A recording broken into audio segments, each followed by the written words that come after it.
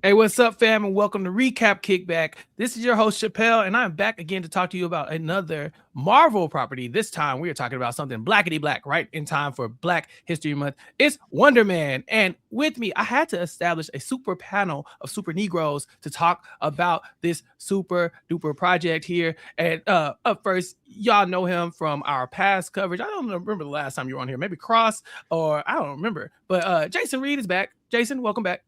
Ding dong, bitches! I'm back. Yeah, I think the last time I was here actually was for Ironheart. Maybe was it Yeah, well, Ironheart it or was Cross? Riri. It was Riri. Yeah, you're Yes, right. I think it was Ironheart. Yeah, happy to be here. Happy to talk about another Marvel property. But I don't know, you might have even could have taken the Marvel off of this, and I think we all would have been just as happy to talk about this. But I'm happy to be here. Yeah, you're right. I have some questions about Wonder Man so far, but as y'all know, we're talking about episodes 1 through 4, and so I haven't really got to some. I got questions. I'll just put it like that. And with us, Jason, for the first time here, somebody who I've been dying to get on this podcast because when I'm talking about everything super, he definitely knows a lot about these things. Anthony, welcome. Thank you. Appreciate it. Thank you for having me. As they say, first time guest, long time viewer. Um, I am somewhat of a Marvel nerd, a DC nerd as well. I don't want to piss off all of those who are Ooh. fans of DC. I'm not gonna go that far. But no, man, I am so happy and excited to be on, man. I've been watching. We've been trying to get Yes. to connect, whether it's with you on the Recap Kickback or on the little podcast I do, Talkin Ish, a podcast amongst friends, every Wednesday on YouTube. I was told I have to promote. You got to. But look, anything Marvel, I am here for it. Doom is on my shoulder, so I have to be here. Yeah. Must. And this is a heavy Marvel year, because Mhm. like there's not a ton of stuff coming out this year, but there's a few, and we're leading up to the big Marvel event is Doomsday coming up, and so we got a lot leading up to that, and we might get into some of that later on, but we do have to talk about Wonder Man because I don't know, I know this show was promoted. But to me, Jason, it still feels like this snuck up on me. Like I knew it was coming, but it just never feels like they promote these MCU shows enough for me. It was barely promoted. If the trend from Marvel recently has been if it's not a straight white male protagonist, they're not going to go out of their way to really promote the show. Yes, we got teaser trailers, we got trailers for it. There was a little promotion probably like a month or two back. But listen, we got a whole huge teaser trailer for Daredevil recently in the last couple weeks, and that's not coming out till March. That is getting a huge lead up.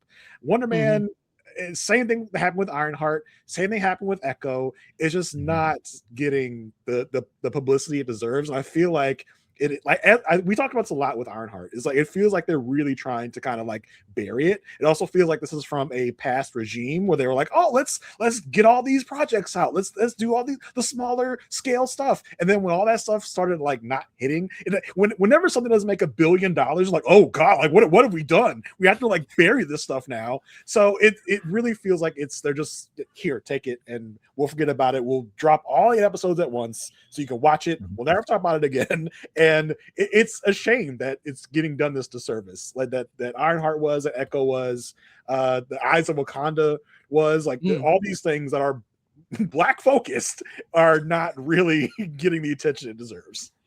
Yeah, there was a big push for diversity in Marvel for a while, and then like as you can see, they're like, we don't need these diverse voices. We could just bring back the dead people, bring back Iron Man, bring back Captain America. Yeah, we phase 1, we love them. Let's just lean into that a little bit more. And so it does feel like those new faces that we thought were going to build out the new regime of Marvel just kind of are like disappearing. Anthony, why did we spend so much time with all of these new people if they were just going to ignore them? New blood took over Disney at the time. Mm-hmm. So when Bob Iger said, you know what? I made y'all rich. I'm super rich. I'm out. I forgot who came and sat in his chair, and he really went. I'm gonna just say it. He went ape shit on diversity in a somewhat good way, but also in a very laissez-faire way. because when he took over around the end of Iger time, we got Shang-Chi, we got the Eternals, we still got our regulars with what's Doctor Strange, and Spidey was in that mix for the third film, but you started to see a lot more television saturation and oversaturation in a lot of ways. But I think Miss Marvel was a shocker because it became a hit. Because Miss Marvel really got a good treatment. It got good promo. Everybody was like, oh, okay, we're gonna see Kamala Khan. We're ready. We're excited. And the show hits, and it's weekly. I believe, it was a weekly episodic. Yep. And it started slow, but then it ramped up, and people started to fall in love with it. Then it hit a snag when the Marvels came out. And you come to find out the Marvels is not a bad movie. It's not bad. But just like with Captain Marvel, anything with Brie Larson, hate comes with it. And I don't know why, because I like Brie Larson. I never understood it. Why do y'all hate this woman so much? But then you also start to see Marvel doing what Marvel does to directors and writers. And then they put a kibosh on a lot. And yes, Kevin Feige really was stretched thin. I don't think he had a good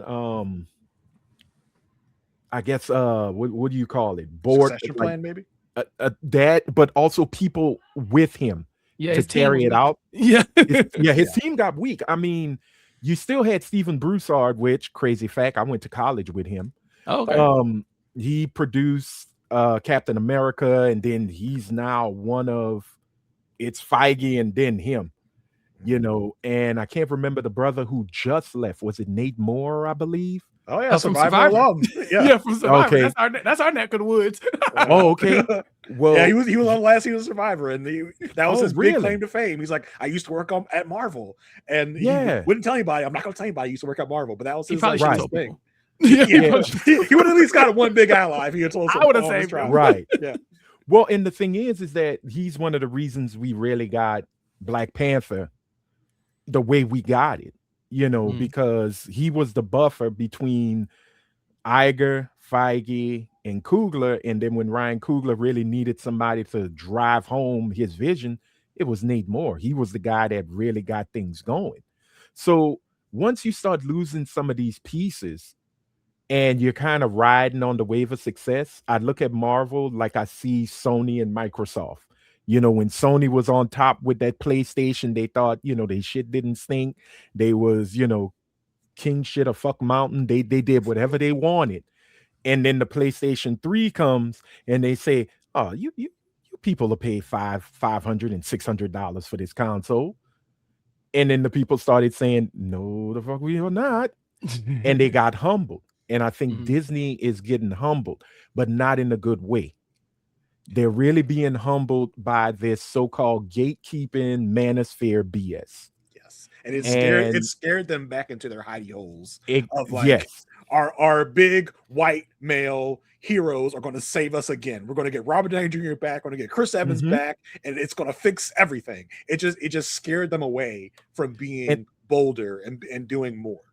And let's be honest, Jonathan Majors didn't help it either. Right. True. And we trusted one brother, and he fucked up for everybody. Yeah. Chadwick looking from above, man, just going. Shake his head, yeah. My nigga. It's almost like you have that Tyra Banks moment on America's Next Top Model. We were all rooting for you. But Marvel has a way of finding their way out of the mess. But right when they get there, they just sit back and go, you know what? We need to shit on it. We're going to shit on it and shit on it heavy. She-Hulk could have been something so much more. But again, it didn't work. So they didn't put the resources into it that they should have to make it what it could have too. Yeah, but it's an expensive undertaking. Big green tall chick. It's just like with a big green tall man. But the thing with And the Megan Thee Hulk Stallion is was there too. Money was spent. They were spending some money there. Yeah, Okay. but don't do it if you're going to give it PlayStation 3. You talk about PlayStation 3 graphics with some of these CGI things. Like if you're going to make the investment, make the investment. But right? They haven't done that, and they're undercutting themselves in these ways. I think it also mirrors what's happening in the real world, right? DEI is going away because we look in the landscape. It's like, okay, is it safe now? We can cut all the diverse shit. Okay, we're gonna do that now. Well, I know we created Wonder Man and created Riri Williams and the Black Panther, but Blade. We did all this when DEI was popular, when things was popping. But now it's like, okay, it's safe now. We can come out from under our Klansman robes and just start undercutting all this shit and be like, fuck it. Like, we started it, we're going to finish it, but give them the fucking 8 episodes and let them go. Right. Like, you mentioned Blade, but this Blade is the one that starts the MCU. We could have had it. It was right there. We could have had it. But the thing is, Blade is the character that gave us Iron Man. If there was no Blade, excuse me. Oh, it's gonna piss off a lot of that's gonna piss off Dwight Man, and that's an actual guy's name, Dwight Man. Blade gives you X-Men. Blade gives you they'll yell, oh no, it was 20th Century Fox. No ho, 20th Century Fox didn't even want the X-Men at first. They owned the rights, but they did not want to take the chance on making the movie. Blade becomes the hit when all of us went. Now Blade was what, 97? Yeah, I believe. Yeah. I was in college. Everybody and their mama was dressing with black trench coats. I was like, this is not the Matrix, y'all. This is, we didn't even get the Matrix yet. Yeah. We had Blade. They had the shades, everything. Blade gives us X-Men. Blade gives us Spider-Man. Spider-Man had been in development hell for over 20 years. X-Men was in development hell for 10 years. And if it wasn't for a black ass, blackety black, with a beautiful edge up and lining, Vampire Hunter to rake in $200 to $300 million at the box office, we would not have those Spider-Man films, those X-Men films that constantly started to go down shit hill until we had the First Class run, and then we all saw Apocalypse, and what was that last one? Dark Phoenix, was it? Never seen it. Exactly. You're a lucky man. Yeah, I think Marvel with Ironheart, with even Wonder Man, with Echo, they don't trust it because it wasn't in the Iger run. This was still the new guy. This was when everything was like, all right, sunshine, rainbows. We're using pronouns. We're bringing all the non-binary, everything. Go for it because the fans will love it. But what people don't understand, us excluded, a lot of them are white men. Yeah. And they do not like being told that black and female and ligga bigga tigga and whatever other thing you want to put in front of you, any qualifier, could actually be heroes and be respected and save the day. Yeah, it's bad when they hate white women as heroes.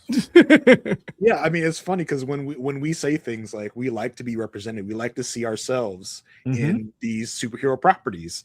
All the white men are just like, oh, that's crazy, it's nonsense, it's ridiculous. But then they can't deal with seeing people other than themselves on the screen. So it's a crazy mindset that they have in that way to argue against you, and then also feel the same way you feel when they're like, what is this?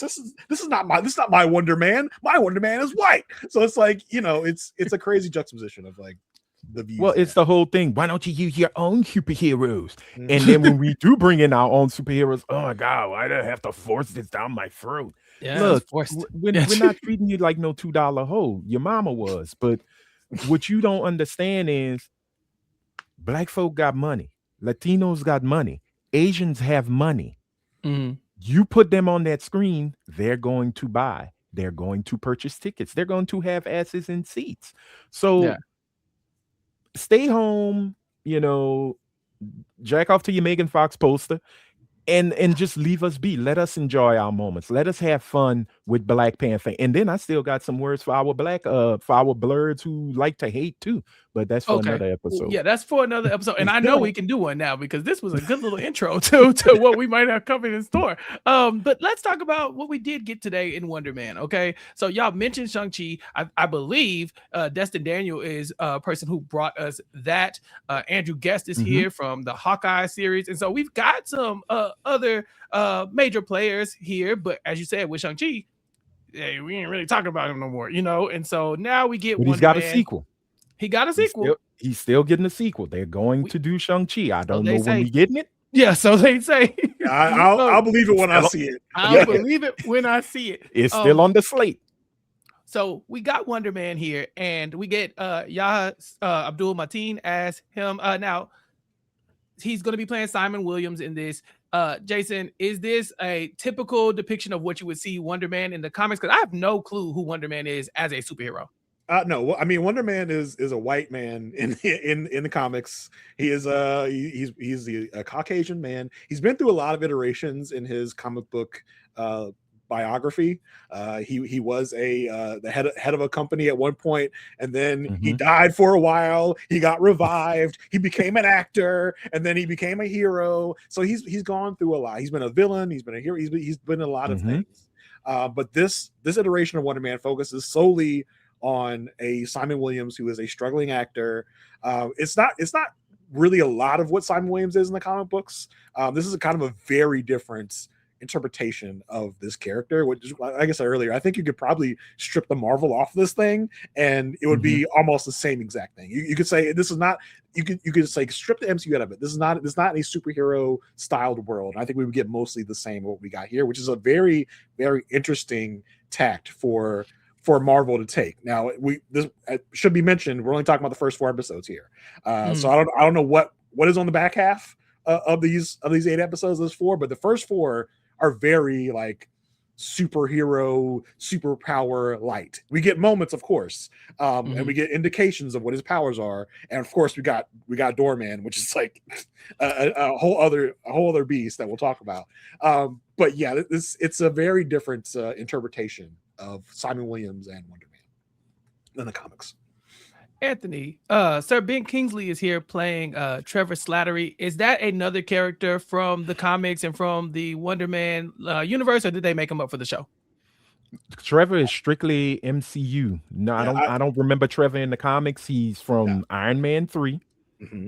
He was the Mandarin. Yes, which I love in Shang-Chi. They beat the hell out of that whole situation when the real Mandarin came in and said, "Oh, so this is what you did?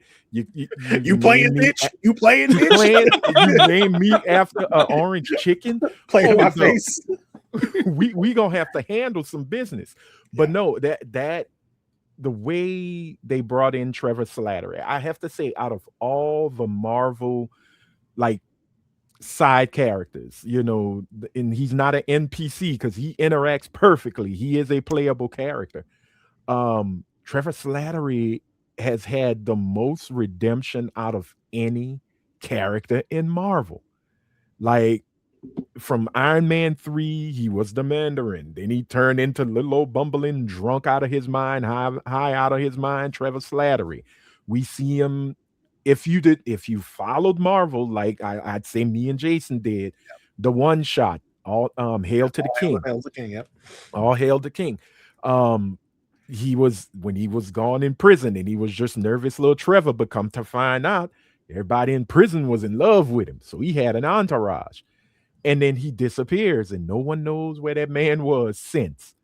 And then Shang-Chi come along and you see Trevor and he's got his little friend. What was his name? Morris. Morris. I think so. Yeah. The one with the little butt face. Yeah, come Morris, come. Come Morris, come.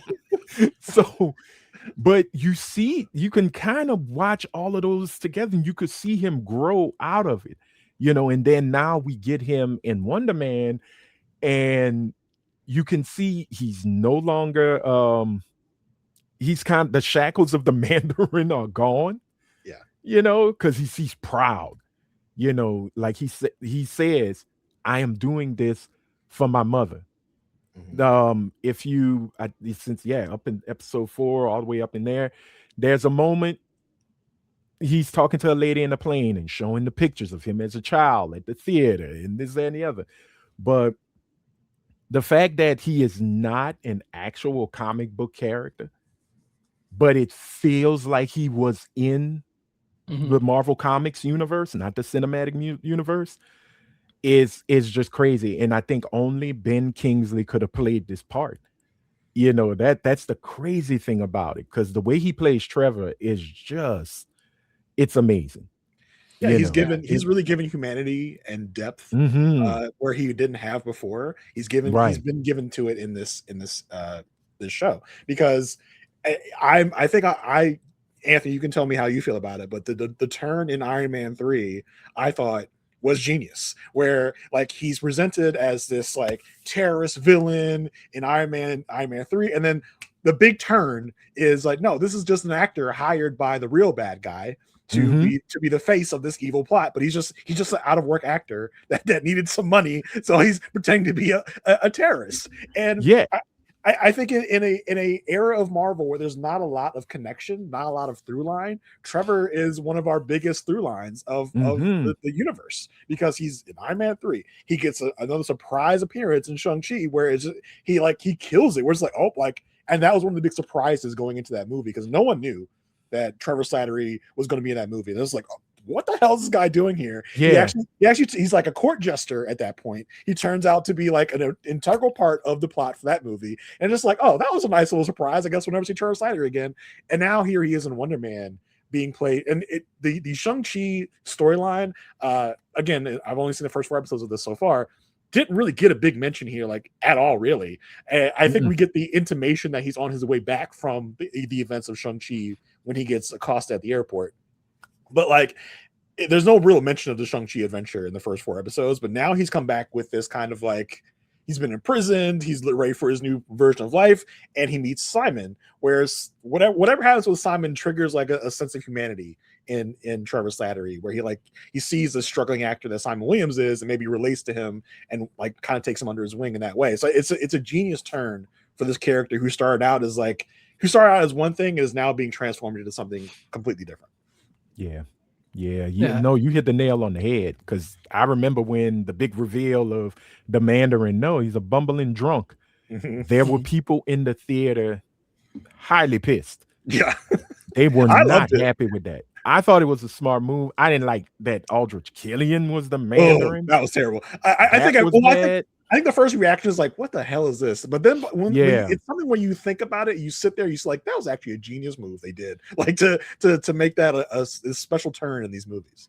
But he was so convincing. Yeah, he really was so convincing. Like, I'm like, oh, okay, well, I guess there's a moment in episode 3, or is it self-tape? I think it's self-tape, where he's doing the off-camera lines, and he slips into the Mandarin voice and accent, and it was really like creepy. It was just like, oh, like he can still turn it on like that to get in this kind of voice, like I'm doing this here. It's this like menacing kind of voice where he's doing this like silly off-camera lines where he's slipping into the Mandarin accent. It's like, it just shows the range of Ben Kingsley even more. There's a reason he has been knighted. Exactly. And Ben Kingsley. And they make that reference too. I forgot whose character it was. I think it was Joe Pantoliano. He's like, he's like, I'm so good, I should have been knighted. I'm like, oh yeah, but you're not Ben Kingsley, okay? Yeah.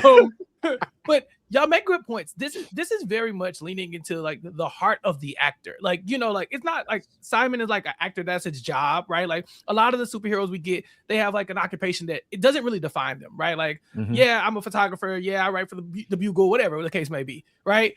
Here we are like in the actor's brain, and it's the reason why Trevor is so drawn to Simon, is because they connect on that level. Like you said, he's doing the self-tape, and he's not even on screen with him, but you can see the chemistry between the two of them as people who really they love what they're doing. This isn't a job, like you said, this is art, this is a calling. And so that's what really brings them together.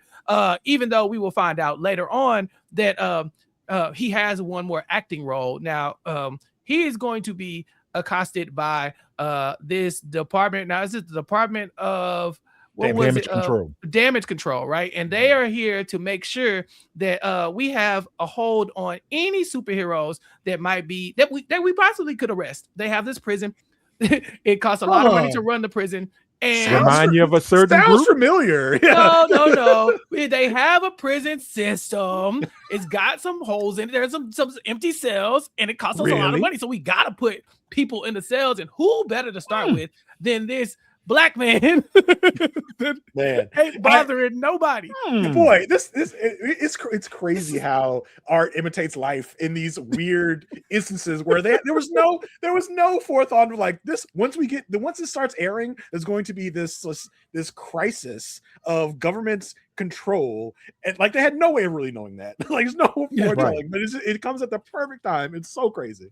Yeah, he was 13 years old when he last did something that we could prove, and so he must be guilty of something. Now let's try and find something to pin on him. Yeah, I'm curious if there's going to be any more exploration into like how they got onto Simon's trail of like why they are hunting Simon specifically, because there's not really a good motive given in the first 4 episodes. Yeah, and there has to be better, like no disrespect to Wonder Man, but like there has to be more active superheroes out right now, because Simon is very much like, I'm an actor. Like he doesn't even want these powers, right? There's like 2 occasions that anybody can speak of prior to him breaking this island at his mom's house, where his powers have actually been seen in public, right? Like we get like when he was 13, obviously there's like the explosion in the kitchen that they're gonna allude to a couple times.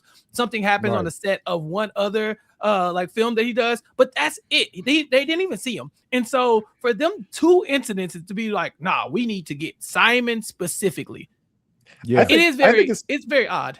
I think it's interesting where I think probably if we were to like expand out into this world, there's probably several operations like this that Damage Control is doing to hunt down like superpowered people for whatever reason. We're not really given like a big mandate about where this came from, why we're doing. I mean, we get kind of a why we're doing this. Like we got these prisons, we got to fill them up. So let's figure out how to do that. Right. But it's like it feels like there could be like a series of like hunting down these like heroes that not even heroes, but just superpowered people that we've never really heard of, and just to see how that narrative will play out. But we're getting it kind of like really focused in on Simon here, which I think is a really interesting way to come into the story of Simon Williams. I did not see that coming at all, where Trevor was going to be working for Damage Control and trying to get that. That's kind of a hindrance and a joy of this project, is that you didn't really know what this is going to be about. Like the trailers, the descriptions didn't really give you an indication of what this show is going to be about. So it does give a little air of mystery about what was going to happen in the show. And I did enjoy the conceit of like, okay, the Trevor and Simon bump into each other and become buddies, but there's a more sinister motive behind what Trevor's doing. I really did enjoy that aspect of it. And I think the beauty of it, y'all asking about, the whole situation with Damage Control, they've been on a hunt since Ms. Marvel. They were introduced in Spider-Man. What was it? Homecoming. The first one, Homecoming. With the great Tyne Daly as the director of Damage Control. But we didn't get the full, gist of what they really were doing until Ms. Marvel, and that's where we get our first introduction to, I can't remember his name, Agent something, but they were hunting for Kamala. So they knew what they needed to do. They see everything now as a threat. Post Endgame, the Marvel universe really is like the good old days of Marvel Comics. New York City is always in trouble. The earth is always going to explode. And you have a lot of paranoia. And there's an urge to register a superhero. Yes. Put a leash on superpowers. Exactly. I wish the Marvel Universe could get their act together a little more, because at the end of the abomination that was Secret Invasion, there was this mandate of like no more superpowered people. We're gonna get them all together. But then they just kind of really dropped that storyline. This feels like a weird natural successor, but it's because Marvel can't be cohesive right now. It's not. It's this other random mandate that came out. But it's interesting to see like they're now just kind of not even hunting people that are out with their superpowers, but they're now just trying to find people that are just superpowered, and they find out for some reason. But it is a storyline akin to comics that has happened before. Yeah, several times, honestly. Yeah, let's talk about this most recent mandate, because this is going to be the big conflict here for Simon. And I was wondering, like, we watched the first 4 episodes. With Riri, they dropped there in batches, if I'm not mistaken, and so it kind of like left us. I believe we were like, was it 3 and 3, or did we just record them in batches, Jason? I don't remember. I think. Ooh. I feel like they dropped. I feel like they dropped them all together, though. Yeah, I think I believe so. I believe they did, but maybe. But my point here is that, like, by the middle of it, you kind of got like the full gist of, like, here's the problem, right? We got Riri introduction. By the middle, we find out like she's going up against the red hood guy, like all that good stuff. Like we figured out about the middle way, and then like the rest of it is kind of us fixing everything, right? Riri's y'all were right. It was 3 and 3. It was 3 and 3. I thought so. Mm-hmm. So the first 3 really set up, like, okay, here's the conflict. Riri's kind of messing up. We got to spend the rest of the show fixing it. I think by the 3rd episode is when she let homeboy die and all that kind of stuff. This is a total 8 drop, right? Immediately. So I'm like, all right, about halfway in, I need to know what the big conflict is right here, because this just felt like, Trevor and Simon kind of like being friends, Simon dealing with his acting. He's trying to keep his power. Trevor makes a decision to not go with the feds here and shut down, and rat on them. And I'm like, okay, but where is the conflict? And in the conflict, we find out in episode 4 that there is something called the doorman clause. And this particular clause, they mention it in the first episode. They tell him that he needs to sign a doorman waiver when it's applying for a role, auditioning for a role, but they don't explain what it is. We get to episode 4 and we spend that entire episode in basically a flashback where we get to find out about who the doorman is. So not only is it doorman like occupation, but doorman is this superhero's name, Jason, and his power is I am a door. Now I feel like this is so reductive of the phase power, right? Like we've seen Kitty Pryde. Imagine calling her a door woman. You know what I'm saying? Yeah. This man has basically the same exact power as her, but he a doorman. Like he's a door. I'm a man. Right, but also keep in mind, unlike Kitty, doorman goes into a void. It's a void in in Marvel Comics. He has access to it. If you know of Cloak and Dagger, Cloak has access to it. It's the Dark Force dimension, which I think is actually been name checked. It's been name checked in the MCU before. Is it? That's right. Are they making that where the void is? No, where the void? No. The void is the void. Clinical depression. The void's different. That's clinical depression. No. Can I say something? Bring back happiness in Marvel in MCU products. I feel like Thunderbolts. This. What was the other one? Oh shit! What was the other one? What's the other one? Fantastic Four was depressing as hell. Like right. Captain America was somewhat depressing. It's sad days in the super world. I need some happiness in my properties nowadays. Give me back some fun. True. in my projects. But either way, but the Dark Force. Because Marvel has 2 voids now. You have the void from Loki, which is where all timelines that have been pruned or dropped for Yahya to feast on. And then you had the Thunderbolts with Sentry going into the void, or turning into the void. And now here, which I like this void, but I will say DeMar Davis is not the typical black man, because no black man nor black woman put his hand in some glittery shit on the ground. From the dumpster? From the dumpster? And when I saw the name on the dumpster, I said, oh yeah, you done. You cooked. What was the name on the dumpster? Roxxon. Yeah.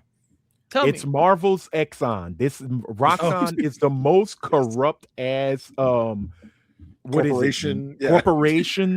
They do energy, plastics, world domination. It's ran by a Minotaur nowadays. Roxxon is dirty. Pure evil. It is the dirty, pure evil corporation. Well, That Jason, threw me off, man. for the doorman's power to basically be the void inside of his chest or whatever, and him being able to kind of phase through that void and use it to, to enact his will. But when he went into that void initially, when he got his powers, you know how like they talk about Spider-Man, like, oh, he's bit by a radioactive spider. Like there's that inciting incident. Alex Mack is like covered in a bunch of like sewage or whatever, and so she can melt. Alex Mack. Like That's the first time Alex Mack reference in about 20 years. I'm just saying they have the moments, right? That one thing that gave them the powers. He falls into a void surrounded by doors. Did y'all notice that it was like these white doors? I said, why doors specifically? It's a void. But it was like, no, you have to be a doorman. This was like the origin story of the door as well as the doorman. Like, is the goo like a liquefaction of the shavings of a radioactive door? Like, what? What is this? Why a door specifically? Well, I think what it is because he is a doorman in life. And it's his job. But this goo gives you the powers of your job. Right. But here's the thing. Keep in mind, when he was having a conversation with his boss, the manager of the club, she was pushing him to do better. She's like, you're an actor. You're supposed to only be here a year, 2 tops. You've been here for 3 years. And he looks at her, and it's exact. That's what I liked about DeMar. He understood his assignment in life, and he goes, you know what? I love this. I enjoy it. This is me. He gets to see celebrities. Rest in peace, Jigad, Oh, we'll talk about him. Real one. Frozen in time. That's a good one. I like that. Yeah. He was happy. Like that's another thing. Like Jason said, I want some happiness in my Marvel. You got it with DeMar before the goo. You got it. He was such a happy person. They flew too close to the sun. True. And when he was teasing the girls from Texas. We don't need your dozy dough all up in here. Don't mess with Texas, as we say. They came back to bite him real quick. So Josh Gad shows up, and he's just like, "Hey, man. Well, first he's doing his DJ thing. There's a fire happens, and then luckily for us, DeMar has already acquired this door power, and so he decides to use it to phase through the wall, and then let everybody walk through him as a gateway." Through the other side of the vault. Very specific use of his power that he just got. Okay. Yeah. He knows, like, he just feels it in him that this is how this is going to work. Another thing black people wouldn't do. Right. I ain't going through you. Walk through me. I'll fucking die. I'll fucking die in this fire before I walk through your body. Walk through you? But he knew his powers because he phased this dog. Right. But why did they believe in him? Yeah, I wouldn't walk through him. No. They didn't believe in him. Understand, they didn't believe in him. And Gad, we trust because it was Josh. They saw the white man go through, and they was like, "We got it. Let's go." Okay. That's follow him. If he go first, it helped. Every last ethnicity in there went. The white man did it. Our ancestors followed, so we must follow too. Okay. Yeah, it may lead you to some bad times, but at least you got away from the fire. We got out the fire. But this leads our doorman from going from a doorman occupation to a doorman bodyguard. His initial job is that he is his task to be a henchman, basically. Like he can move Josh Gad around whenever he needs him to. He can bring him stuff. Josh Gad just sees the potential in him. Like, you were supposed to be an actor, and so he finally becomes an actor, and very quickly Hollywood exploits his power. They want him to use his acting, his door gift in all of his roles, but then also he becomes the caricature of the black superhero. He had to have a catchphrase. I mean, most superheroes have a catchphrase, but black folks, we gotta overdo ours. It's gotta be snazzy. It's gotta have a jingle. It's gonna be flashy, and he just wears out his 15 minutes of fame to the point where people are like, I think we're good on him. I think we're good. They start on doorman, and he doesn't really know how to take this, Jason. Yeah, I mean, he gets upset because at one point he's now being seen as one thing and one thing only. You are good for one thing. It's to be this door. We get to make fun of you for being a door. You're not going to get any serious acting roles. We're not going to be looked at you for anything other than a punchline at some point. And I feel like there's a really good parallel to real life where you get these memes that are these people that are memes that are good for like we're good to laugh at you for a couple months, and then you make some Dogecoin that fails spectacularly, and then you get to expire out in the sunset or wherever. Right. And so he tries he's desperate. He lets the fame get to his head a little bit. He gets desperate. He gets this cash grab too opportunity. Potato bags, which he's now on the hook for. Did you see the big box of potato bags? He's like, yeah, I too am not involved in this. Meanwhile, he's got all he of invested, it. He invested all his money into the potato bags and they shit the bed. Oh, I love that aspect of it. And so, he takes this one last desperate gasp for cash grab 2 with Josh Gad, and that turns into a disaster. R.I.P. J. Gad. Yep, real one.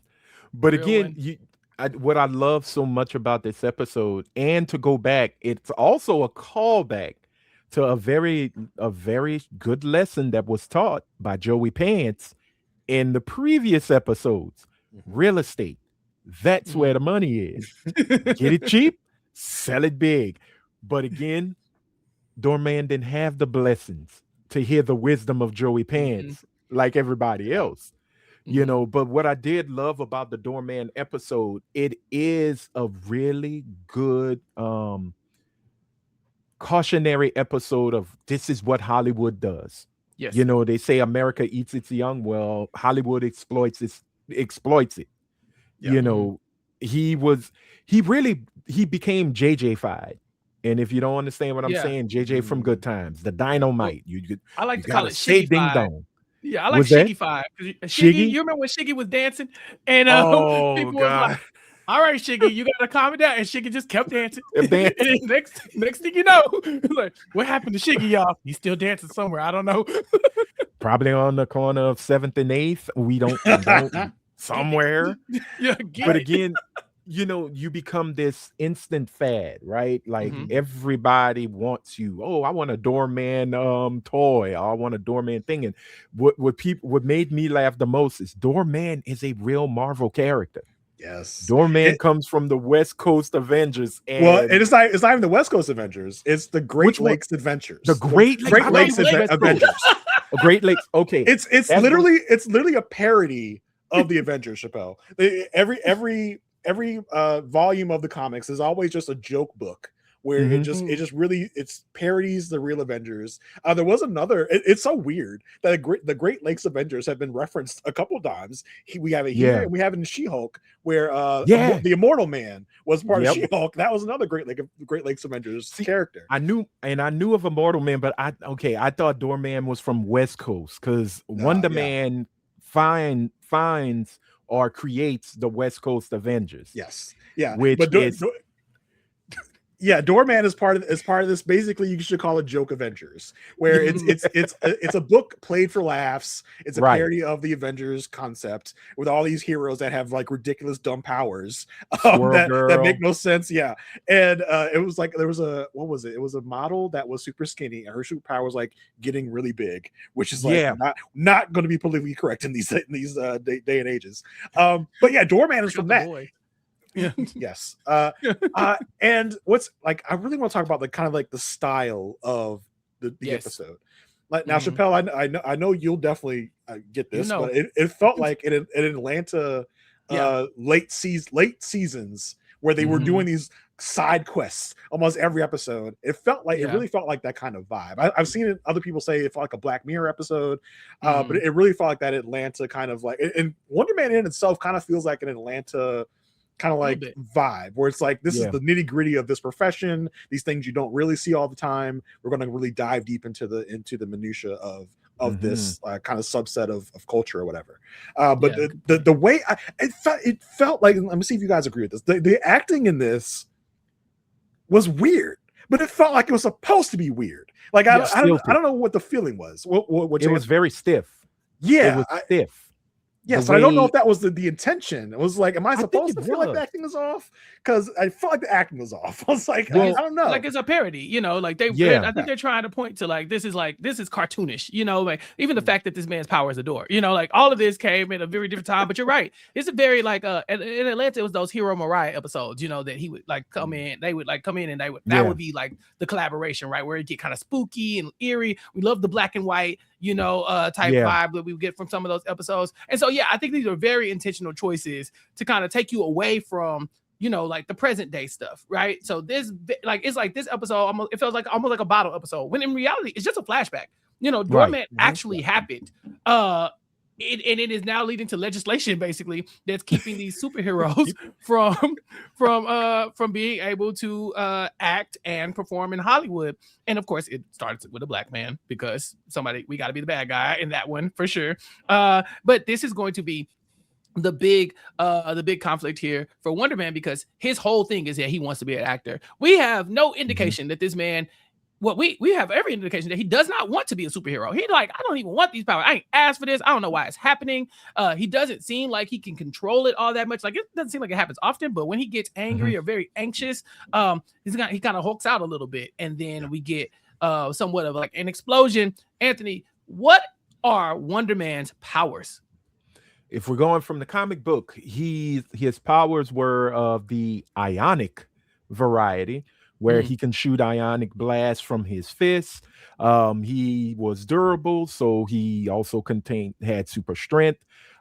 Sometimes he could fly on his own. Other times you would have moments where he would have rocket boosters on his hips. But from what I remember, the rocket boosters were to hide that he could fly on his own when he would shoot movies, because he was also a stunt man when he became the Hollywood actor, mind you.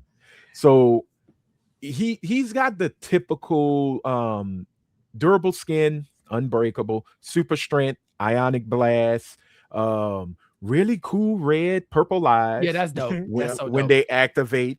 But also, I think they made some changes. I don't remember every change. There were moments where he had became a fully just humanoid energy person, where it was just ionic energy, and he had no human form. There was the weird days. He didn't really have a human body. He was just kind of a living being of energy.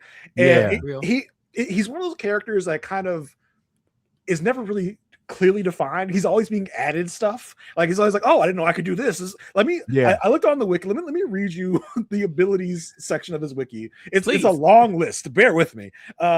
Superhuman strength, speed, agility, stamina, and reflexes. Kind of like the beginner set of superpowers. Ionic energy.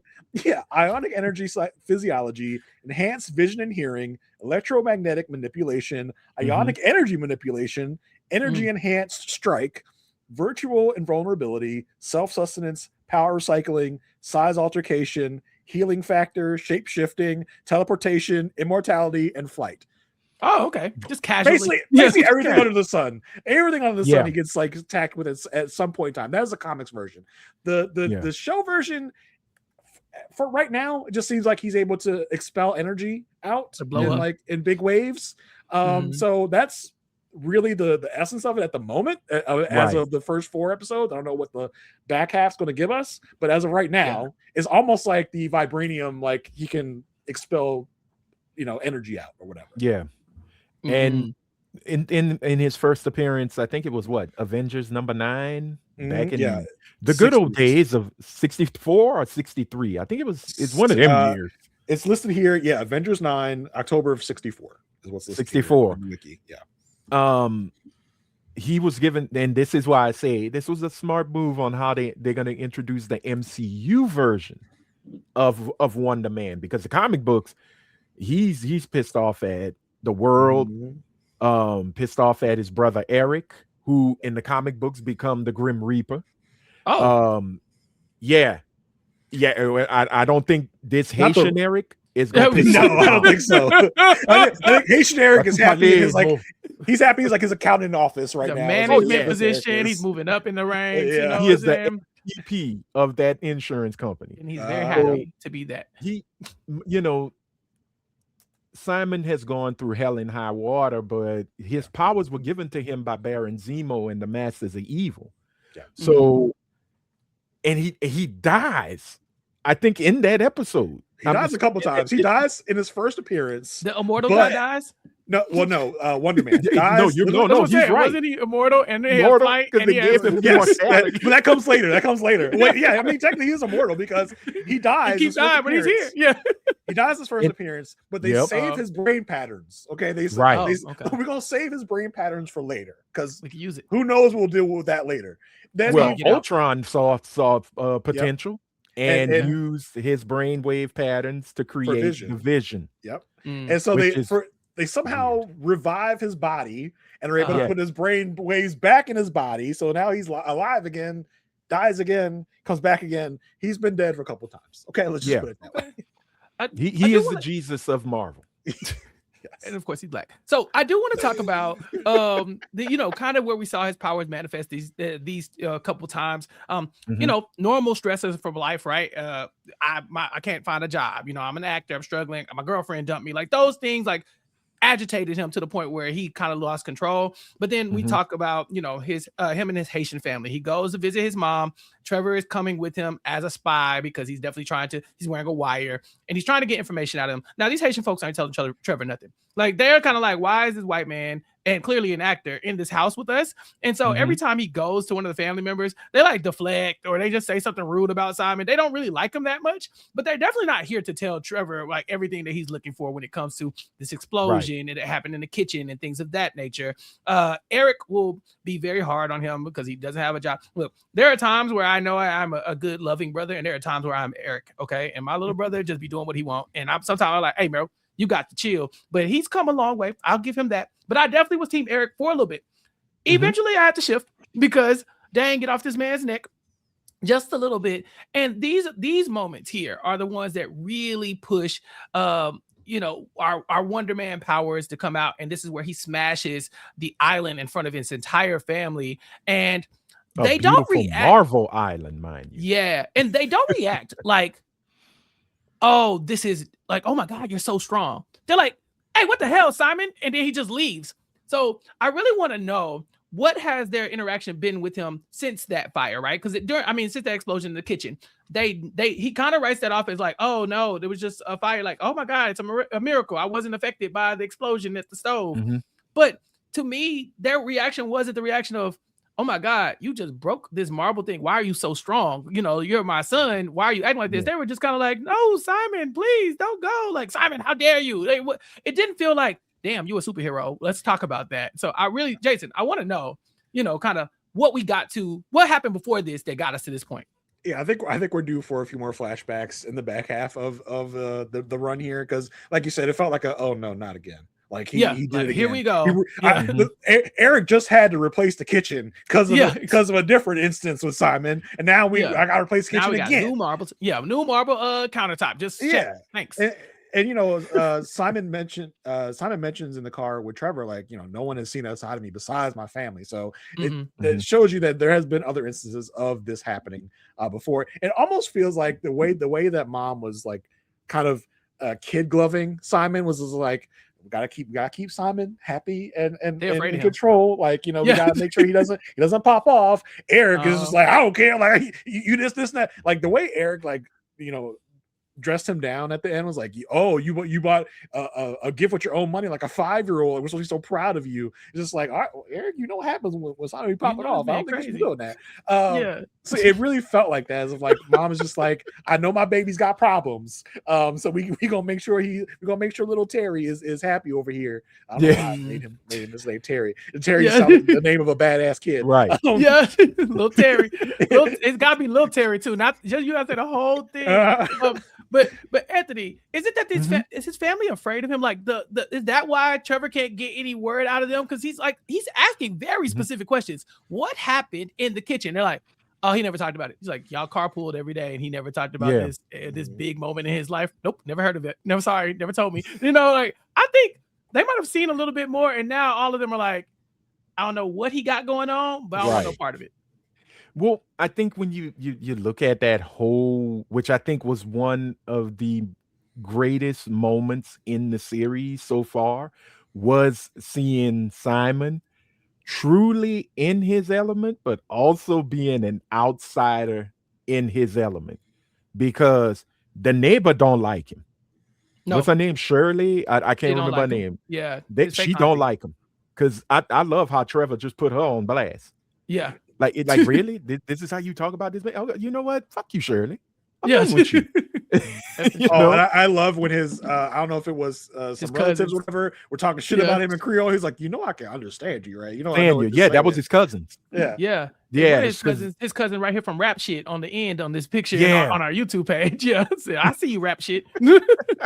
And you can kind of see Simon's relationship in this extended family, and when they get Mhm. together to take the picture, right? He's Uh-huh. Yeah, like, it's very he's- awkward. he's in the back. He's not smiling. alone. He's just like, I'm the outcast. I'm the black sheep of this family. I know it. They know it. And I Mhm. feel like there's a certain obligation he has to his mother, to his family, to be here for this. But this is not where he belongs. He is not. He's Right. not like he's not included in this bigger family because it feels more like his family is just like uninterested in Simon. Mhm. It's not as though they are Yeah. necessarily scared of him. They're just like, that's the weird one over there. We don't talk about him or to him. Mhm. So I don't Y'all have just anything to bring say him a about it. plate and keep it moving.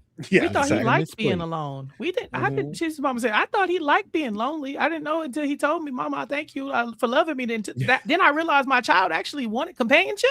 Crazy. Yeah. He still to this day ain't got no friends. And so wow. yeah, they keep pointing that out. So I do wonder if in the next few episodes we're gonna see him. I mean, if you can Yeah. count Trevor, but Trevor kind of a narc, so we'll have to see how that works out too. Right. But the 4 episodes that we watched do kind of end with, okay, he's got a call back for a job, Mhm. very normal problems. Like, okay, second audition, but he's also auditioning up against his bestie. Trevor and him are up for the same role. Well, Are they up I for separate think- roles? I think that Simon is going for Wonder Man, but there's another character in the Barnaby. fictional Wonder Man, Barnaby. Yeah, I think that's what Trevor's Yeah. going for. So I think it might turn out that they are kind of like they're not only buddies in real life, they might They're turn out to be buddies sidekicks. in this. Yeah, they might turn out Yeah. to be like buddies in this this production. I am surprised it took us half the run to get like more into the actual Wonder Man show Mhm. of the Wonder Man. I'm assuming the back half is going to be a lot of this Wonder Man production. Yeah. I know there's the director of the Wonder Man that we haven't really met yet. That's going to be a big part of the proceedings. So I think that's Mhm. going to be a lot of what the back half is going to be. The front half really took a lot of time in cementing who Simon is, Simon's Yeah. quirks, Simon's vulnerabilities, his weaknesses. I thought Yahya Abdul Mateen was like is really great in this role. Like he is a huge human being, but he plays it in such a small way.